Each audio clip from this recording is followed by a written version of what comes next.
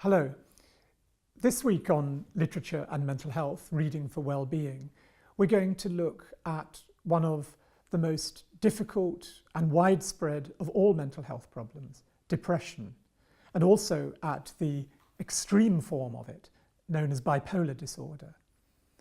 The statistics worldwide about depression are deeply alarming, and we ought to begin by just reminding everybody out there that all sorts of forms of professional help and counselling are available if you are suffering from depression. Strangely though, there is a long history of association between creativity and mental illness.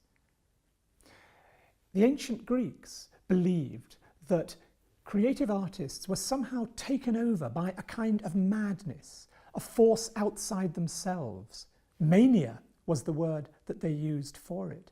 It's as if something comes upon the poet, the writer, the artist, that they are not in control of.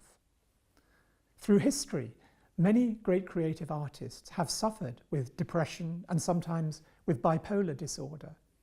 Again and again, we find writers committed to mental asylums, whether it was the great poet Christopher Smart in the 18th century, or some of the finest American poets of the late 20th century, John Berryman, Robert Lowell, Sylvia Plath, all spent time in the McLean Hospital for Psychiatric Disorders in Massachusetts.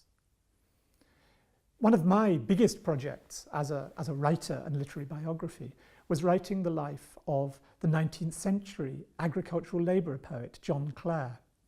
He was born into impoverished circumstances and he suffered depression very badly.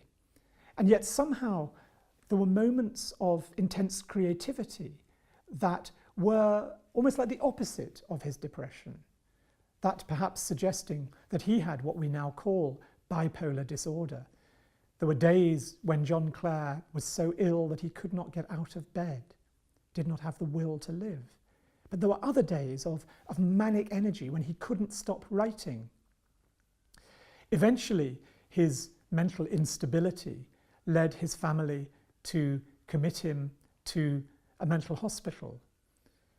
The treatment there was actually very enlightened, but it was still the case that he suffered enormously mentally, and yet out of that mental suffering grew some of his greatest poetry.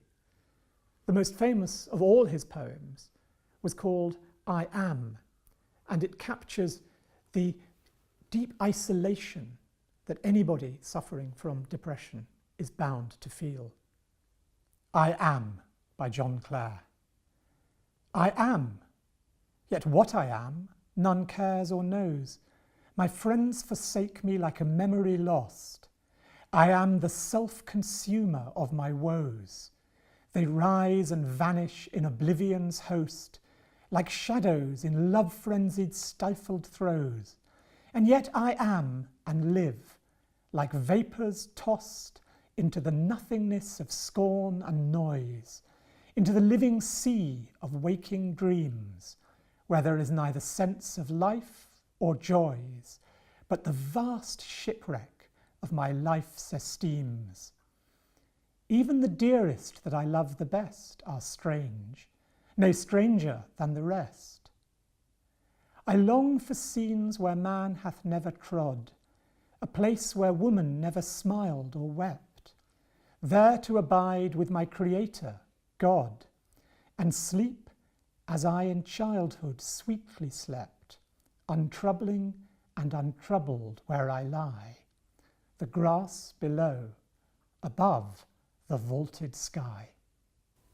That's such a powerful poem. It's painful, actually, I think, to read. The self-consumer of my woes. What does he mean when he says that? Well, I suppose the point is it is about the fundamental loneliness of this condition. But guilt, there's guilt there, isn't there? I am the self-consumer of my woes. And don't you think a lot of people feel like that with depression, that somehow they feel a sense of shame? Yeah, no, I think there is that. That sense that he's destroying himself through it, but there's nothing that he can do about it. The I think that the way that the poem catches depression so effectively is through this sense that everything dissolves into a kind of nothingness. The living sea of waking dreams where there is neither sense of life or joys, but the vast shipwreck of my life's esteems. That sort of sense that when you're suffering from depression, whatever thoughts you have just go back into negativity. And nobody can help you with this. So it's a very, very painful thing that even the dearest, the people he loved the best, seem like strangers, seem like outsiders. Indeed, they seem stranger than the rest, he says. It's as if this awful sense of isolation makes it even more painful to have loved ones around him. And I think for people living with loved ones who are in a depression, this is a particularly painful thing. They try to reach out and they seem to be rebuffed, but the person who's suffering can't help the rebuff. But the point about having the poem is you don't feel alone, and if you haven't experienced depression but somebody that you love has, just reading that poem, I think, can help to bring you closer to what it might feel. I think that's absolutely right. And in that sense, all of those feelings, the sense of shame, the sense of losing one's identity, you feel like it's crumbling, his whole identity, he's a shipwreck. And nobody grows up thinking their lives are going to be terrible in a shipwreck. You know, we all start off as children probably quite positive. And so we don't know at the beginning of our lives how things are going to transpire. And I think it captures something very beautiful about that sense of the loss of himself. Yeah, it's almost absolutely. Like he's breaking down in the poem. Yeah, it is. But he's wanting to recapture that sense of hope that came and innocence that came in childhood. What I was going to say was that what is interesting is that there was a man called William Knight who was the superintendent of the lunatic asylum where Clare wrote this. And he wrote down Clare's poems and then arranged for some of them to be published. And there's a sense in which I think he was performing a great service there. He saw that Clare's extraordinarily intense poetic record of the experience that was being felt by so many people in the asylum, that this was something worth preserving, worth sharing, precisely because it might help others who were going through the same experience. It's fascinating what you say about William Knight.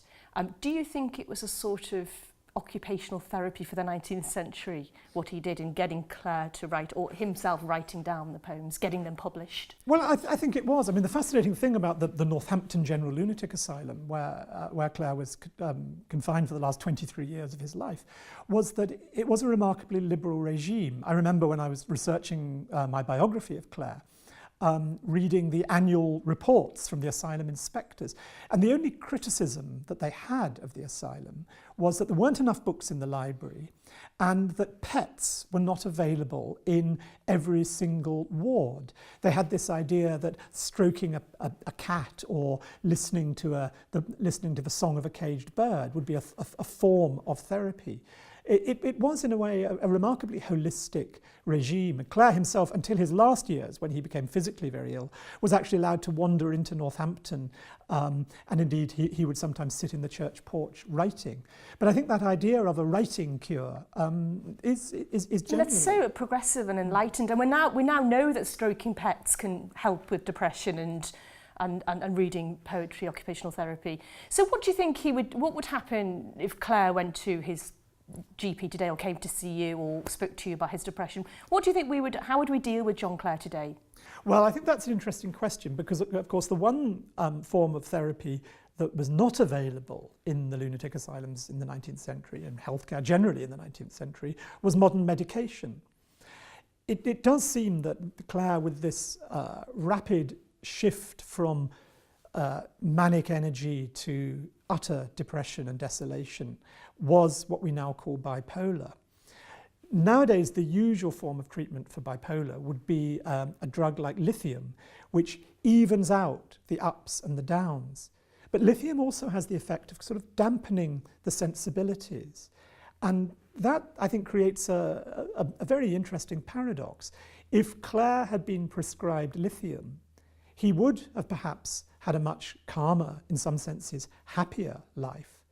but perhaps he wouldn't have written poetry because it was only in the manic phase that he wrote. I think that's really fascinating to think about how we might treat John Clare today for his bipolar and depression. But I want to know more about depression, so I went along to speak to Dr. Andrew Schumann to talk about the modern understanding of depression.